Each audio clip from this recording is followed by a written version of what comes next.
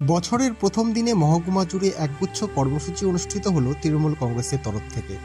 এই কর্মসূচিগুলিতে অংশগ্রহণ করেন দলীয় নেতৃত্ব থেকে শুরু করে সাধারণ কর্মীরা।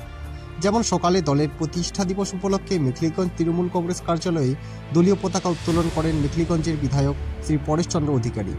হলদিবাড়ি ব্লকের পাড়মেখলিগঞ্জ অঞ্চলে দলীয় পতাকা উত্তোলন করেন কোচবিহার জেলা তৃণমূল কংগ্রেসের সম্পাদিকা ডক্টর অঙ্কিতা অধিকারী।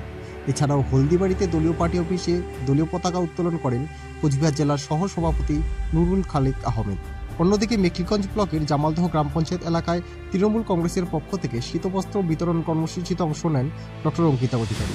সন্ধ্যায় মেখলিগঞ্জ ব্লকের চাংড়াবান্ধা গ্রাম পঞ্চায়েত এলাকায় চাংড়াবান্ধা অঞ্চল তৃণমূল কংগ্রেসের তরফে সাংস্কৃতিক অনুষ্ঠান ও শীতবস্ত্র বিতরণ কর্মসূচি অনুষ্ঠিত হয়, যেখানে উপস্থিত ছিলেন মেখলিগঞ্জের বিধায়ক পরেশচন্দ্র অধিকারী ও কোচবিহার জেলা তৃণমূল কংগ্রেসের সম্পাদিকা ডক্টর অঙ্কিতা অধিকারীর পাশাপাশি কোচবিহার জেলা তৃণমূল কংগ্রেসের সহসভাপতি লক্ষ্মীকান্ত সরকার, ছাত্রনেতা রাজীব রায় সহ অন্যান্যরা।